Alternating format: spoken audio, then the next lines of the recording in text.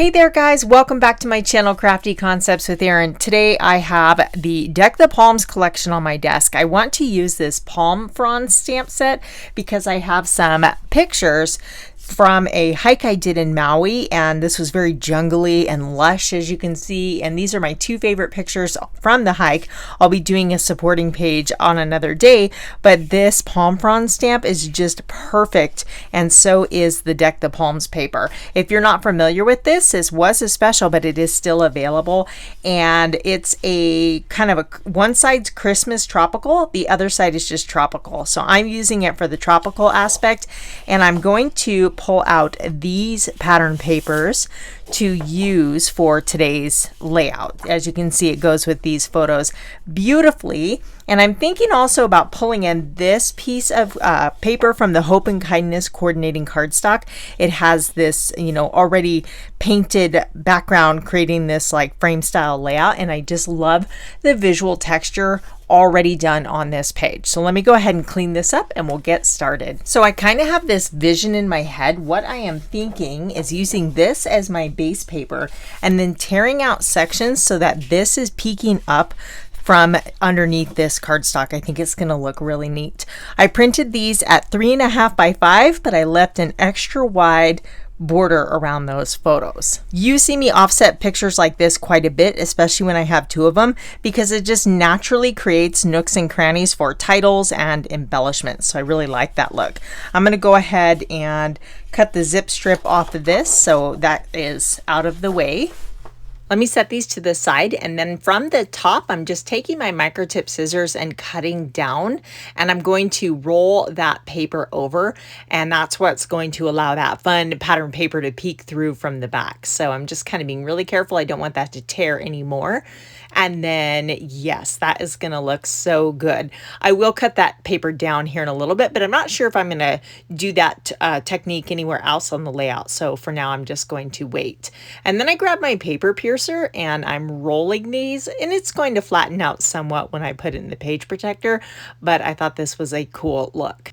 I'm so excited about documenting these pictures, and I am loving these papers. They're perfect for this. So I'm going to take my scissors and just cut down a piece. I'm going to eyeball a rectangle because we don't need to waste all that paper. So I'll just cut out what we need and then secure that into place with my tape runner. I really don't want this to move, so I'm going to be, kind of generous with the tape runner and go all the way around the V here. And then we'll line that up and no one will know that there's not an entire second layer back there. Doesn't that look so cool? This is not a new technique. I just like these papers together. So I'm going to sit these in the center just so I can visualize where I want my color. I'm bringing in the Lagoon ink. And if you guys watch Laurel Beard, she calls this like swinking. We're just direct to paper, wiping. It's like swiping and inking at the same time, hence her word swinking. It's perfect. And adding color to the background. I'm starting in the center underneath my photos and just kind of brushing out in each direction from there. I want this to look very natural and organic. I don't want any, definitive shape. So I can always add more. So bring your photos back in, make sure that is looking good. And I am going to add a little bit more color underneath the pictures. I want that to extend down a little bit more. And it's funny because this cardstock feels smooth to the touch, like that's printed, that white painted look is printed on the cardstock, but it almost must have some type of texture because it looks different when you do this technique on plain white cardstock. Now this is from the Textures paper pack, and I thought this would complement these perfectly. So I'm going to cut a couple photo mats for my pictures and then ink up the edges with espresso brown ink.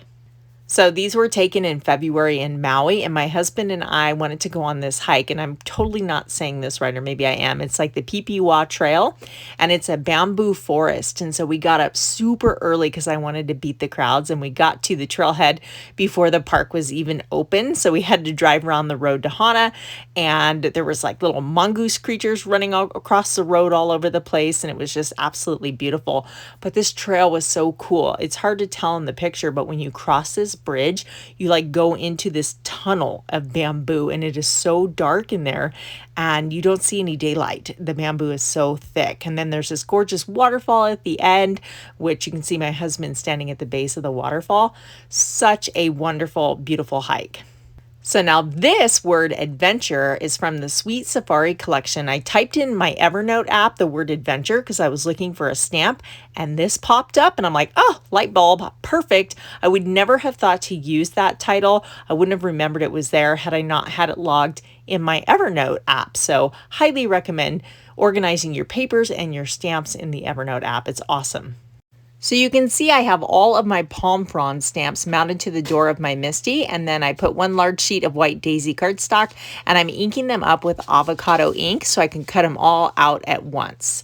So I'm just going to create a bunch of leaves because I'm not sure what I'm going to use. And it is very helpful if you are not wearing long sleeves, you can just grab a dry cloth, and this helps, you know, just press down and your hand will glide over the Misty door. And let's see how we did. Oops, you can see I didn't even press down on the lower one there. So I'll just close that again and press a little bit firmer in that area. And it looks okay on camera, but I want to ink this up one more time and get a nice, really crisp stamped impression. And that is the benefit of a stamp positioner, is if you didn't get a great impression the first time, you can re-ink it and do it again. Plus it saves time and you can do multiples like I'm doing here. The Palm Frond stamp set is available with or without the coordinating thin cut dies. I always like to get the coordinating dies. It just makes everything so much easier, and they come on a magnetic sheet and store with the stamp, so it's super convenient. But if you don't have a die cutting machine, you can get them without as well. So now we have all these gorgeous leaves to work with, and this hike was very lush and jungly and foliage coming in from everywhere. So I want to recreate that feel with the embellishments. So I'm tucking them on both the left and right hand sides, and then the title fills in that middle space there. And I love how there's so many different types of leaves, so that makes it kind of interesting. I thought about doing a second color, but I like the avocado. So we need a little something up here. I went through my camping stamps, and there's this one that says Wander, Wander, Repeat. That is from Take a Hike. I'm going to ink that up in the same Lagoon ink, and this stamp set is from a little while ago, but I will look everything that's available that I used in today's layout. You can find it listed in the description box below. Just click that little see more arrow and it'll open it up, and there's all sorts of information in there. So I'm cutting this out with a die, a circle die, and I also cut a stitch circle with the espresso cardstock just to make that pop off the background a little bit more. I'll go ahead and get these layers adhered together, and this is going to be my main embellishment cluster up top above the right hand photo.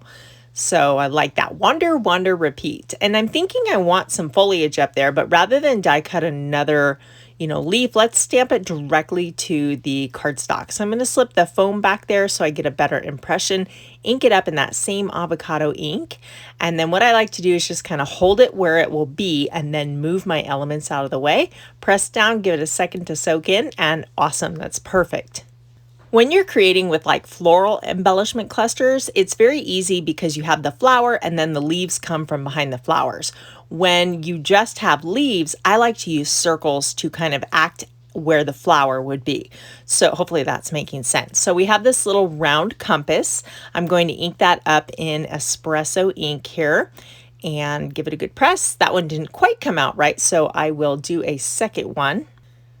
And I also, while I was digging through my kind of camping outdoor stamps, I found these cute muddy boot prints. So I'm going to stamp those like they're kind of coming out from the right-hand side of the page. I know this one's not available, but I'll list the name just in case you want to try to find it on eBay or something like that. So again, I'm just kind of eyeballing it. Then I'll scoot my pictures and embellishments out of the way.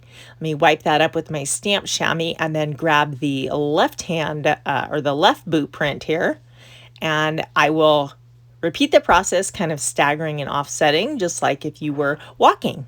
Just another fun little detail for your eye to find. So I'll go ahead and get everything adhered down, cut out my little circle, and you can see how much more finished that looks when the leaves are kind of radiating from the circle. And then I also found these from the Happiness Lives Here wood shape, and I thought that the little wooden elements look like the palm fronds or kind of a fern-like look, and it brings in another texture and that wood. I just love wood accents. So these are kind of thick. So again, it has, you know, having something to layer over the top just kind of makes that a smooth, natural transition. I'm adhering this piece down with some liquid glass on the back, and then I will pop my circle right over the top of the base. And like I said, these have a lot of dimensions. So like this one will be completely supported by the wooden shape, but up top I'm going to have to use a little bit of foam tape so we don't have some of it popped up and the other sagging. We don't want that. So I'm holding that together how I want it, and now I know where to put my foam tape and work it around that wooden shape. I'm a big fan of dimensions, so foam tape, I go through a lot of it. And I like that there's different widths and different thicknesses of it, so that's super handy. So again, I'm going to tack this down with a little liquid glass and then pick up the whole thing together and then adhere it into place. So we'll just layer it right over the photo, make sure my words are straight, and perfect. This layout came together so quickly, and it's kind of funny because there's very little pattern paper. I thought I was going to use more pattern papers, but you know, with that colorful Lagoon background, it didn't need it. I want to show you guys too the layouts that they created in the catalog with this stamp set. I just thought it was really neat. So they have some cards, as you can see, but check out this layout. They used different ink colors and stamped it directly onto the layout to create this really cool border. If you're looking for more inspiration featuring the Deck the Palms paper pack, you can check out this video right here. And if you're not already a subscriber, I would love to have you join the Crafty Concepts with Erin community. Thanks for watching, and I will see you guys next time. Bye!